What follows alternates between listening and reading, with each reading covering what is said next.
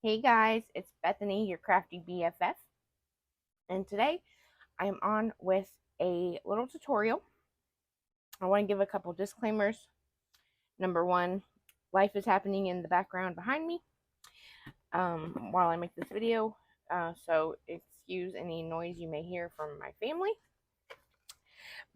And B, this is not my original design.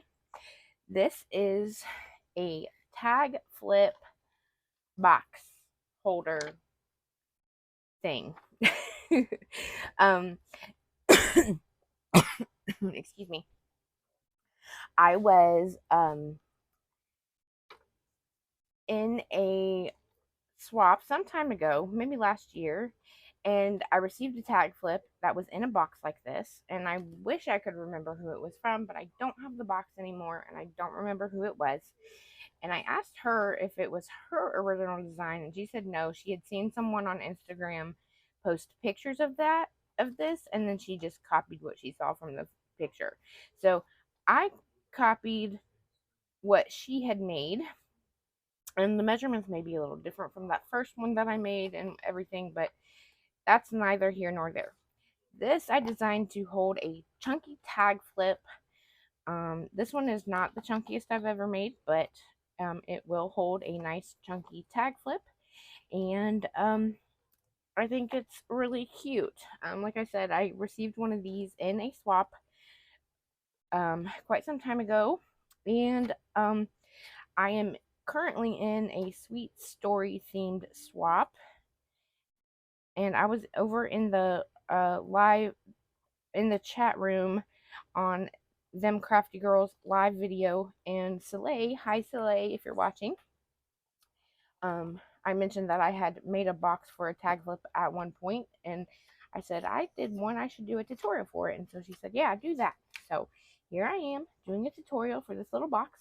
Now I will say that if you're going to ship this, I recommend getting one of these larger bags. I picked these up from Hobby Lobby in the art section. They're designed to hold like art prints, but they come in different sizes. This is $3.49 for 25 of them. They're 8.4 by 10.2 inches. This specific size is, and I think it would be perfect to hold this little tag flip box for transportation. Of course, if you're going to ship this, there's a good chance that the tag flip could fall out. Now, I've tested it some, and it is pretty hard to make it fall out because it does have this acetate top. But I would still, because shipping can be unpredictable, I would still put it in one of these baggies to ship it. So let's go ahead and get started. I'm going to show you how I made this. The first thing you need is a sheet of cardstock. This is 110 pound from Joann's. I started with a 12 by 12 and ended up cutting it down to 9.5 inches by 9 inches. And so get yourself a piece of 110 pound cardstock at 9.5 by 9. And then you're going to get your scoreboard. Where did I put mine? There it is. And on the 9.5 inch side, you are going to score at 3 and at 6.5. So 3 and 6.5. Then you're going to turn it to your 9 inch side, and you're going to score at 3 and at 6. Okay, so then you should have your cardstock should look like this, and we're going to fold and varnish. This is really a pretty simple project, but I had never seen any, we have all kinds of cute packaging for the different makes that we create, like, embellishment boxes. We have created packaging for all kinds of different stuff, embellishment boxes and the like. But this was the first thing I ever saw to package a tag flip. So here we go. On the 9-inch side, we're just simply going to cut up on these score lines to the first score line that you come to.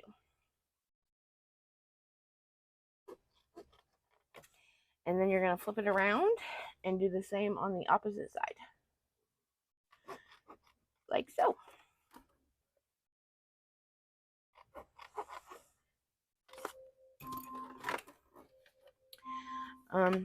Then you are going, I start with the left side here, and I just take this up and pull it over.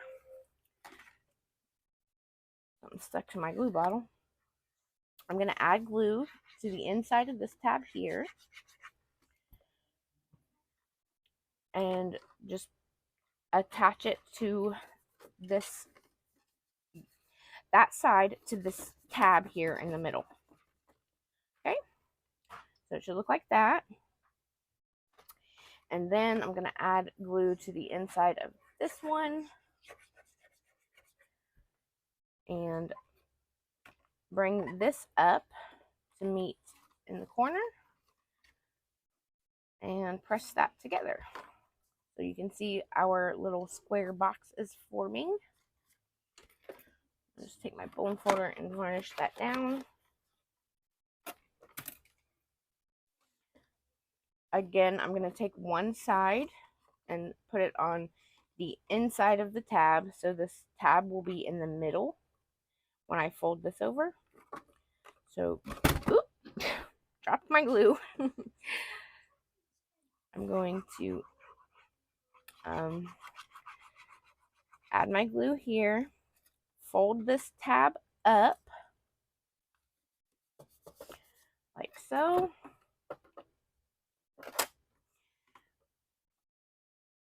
And then add glue to the inside of this tab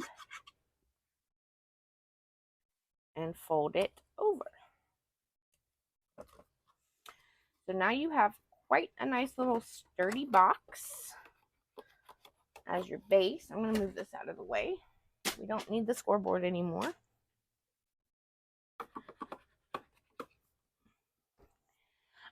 And then you will need a piece of, again, I'm using the 110-pound cardstock from Joann's. Cut yourself a piece of 3.5 inches by 6.5 inches. And all we're going to do is slide this down inside the box. It will fit on one side. It won't fit on the side because this is only 3 inches where this is 3.5. So I am going to add my glue to the inside of my box here, the back inside panel, like so, without getting it on the bottom. And then I'm just going to put this in here, line it up with the bottom, varnish that down.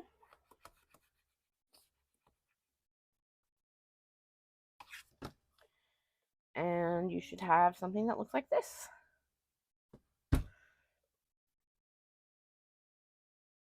Okay. Now the next step is to cut yourself a piece of acetate. And you're going to cut the acetate at 3.5 inches by 9 inches. Mine's nice and dusty for you.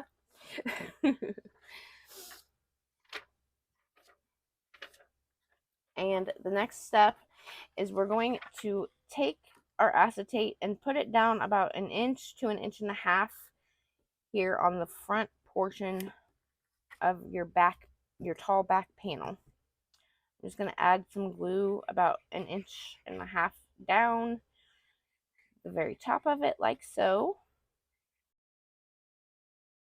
And I really wouldn't go less. I wouldn't put this any less than 1 inch down from the top. Like, don't don't put it, just barely put it on there because you want it to stay. So definitely put it down about 1.5 inches or so, like I'm doing. Hopefully you can see that where the acetate ends because there's no glare there. And then I'm just going to varnish that down like so. And then we're going to mat with some designer paper so you won't see that ugliness there. Okay, so then you need some Velcro dots. I picked up these. These are actually considered see-through Velcro dots. Now they're not completely see-through because they do have that, you know, Velcro, which is a fabric and can't be see-through, but this is as close as you can get to a see-through Velcro dot. And what we're going to do is put them on the outside of the front flap of your acetate. Yes, Reagan. Thanks, dude. Okay, so if you glued your acetate onto the inside of your back panel, it should flip over like this, and you're going to put your Velcro dots on this side, so that we can attach the other side of the Velcro dot on the inside of the box. Because if you do it like this, then you can't really decorate the front. And because I like to decorate the front, you know, I decided to put it on the inside there, and it also hides the fact that it's being held, the closures, you know, is Velcro dots. So if you put it on the inside, it just hides it a lot better. So I'm going to take one of my see-through Velcro dots, and like I said, I'm putting it on the outside of my acetate so that it will stick to the front of my box like this. I'm going to use two, so I'm going to put one in here on the left side, and then I'm going to put one here on the right side. Now the Velcro sticks really nicely to the acetate, so I'm not worried about it sticking to the acetate, but I never rely on the adhesive that comes on Velcro dots. I always add just a little drop of wet adhesive onto the back of my Velcro dot that's going to touch the paper because they never stay. So that's my tip. Add a little bit of adhesive to your Velcro dots to get them to stay attached to your paper. And then you just want to guesstimate about how far down you want it. I'm going to go about like that. You can see that. So there is a little bit of a hump here. And I would guesstimate that's about 2 inches down into the side of the box. And I'm just going to press those until it dries. And now we can add our matting pieces.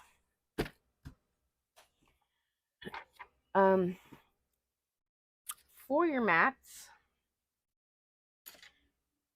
you need, this is, let's see, where's my ruler? This is 3 3/8 inches by 2 7/8 inches.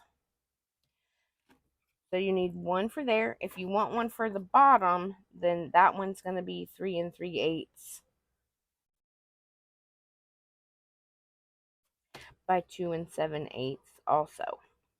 Okay. And then for the sides, it's 2 7/8 by 2 7/8. 2 7/8 by 2 7/8. And then for this piece, it is 3 3/8 by 6 3/8, which means this side is 3 3/8 by 6 3/8 as well. Okay, are you with me so far? I did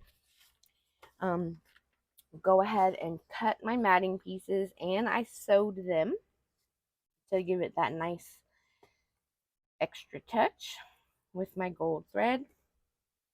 So that's my front and back panel. Then I have my front panel here, my bottom panel here, and then I have my two side panels here.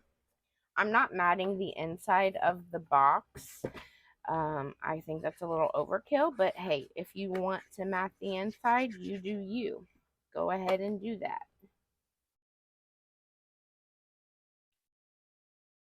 Here is my front matting piece.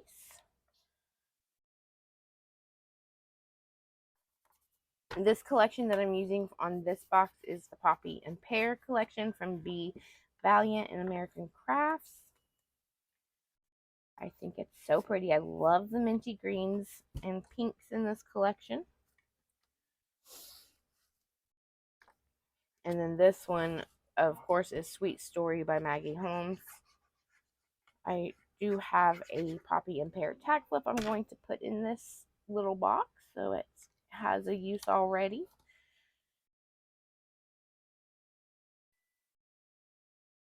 Like I said, life is happening behind me.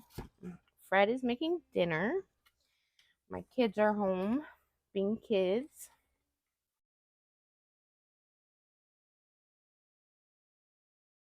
But we're crafting on. There's my other side panel.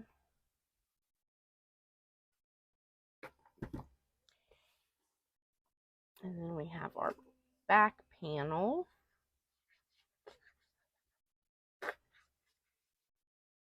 I did choose to do two different pattern papers, but you can do whatever you want to do. I just thought these two looked nice together because they have the minty greens and the florals. And then here is our bottom piece. Just going to add my glue here.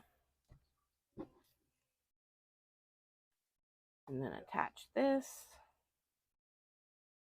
And of course, you don't even have to have a bottom panel if you don't want. I just went ahead and did it because I accidentally cut too many of these. So there's that. And then hopefully my Velcro dots are nice and dry. Yes, they are. So see, because I added that glue there, they're stuck inside there. And then this is my see-through little Velcro dots.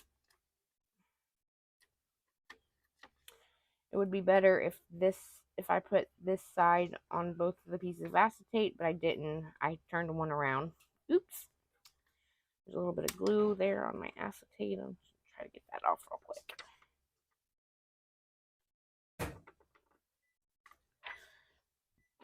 Okay, now we can add this inside panel, and it's gonna, like I said, it's gonna cover up this glue where we glued the acetate onto that cardstock.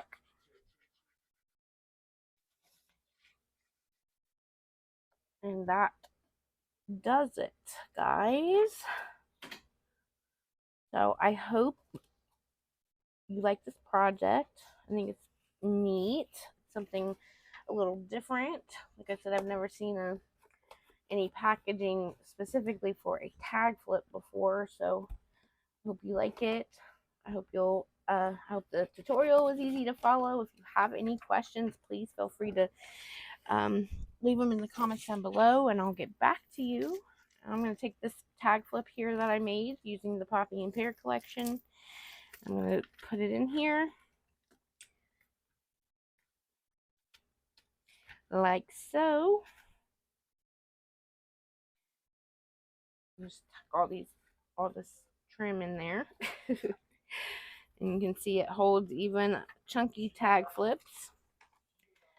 And I'm putting the acetate in there, velcroing it closed. There we go.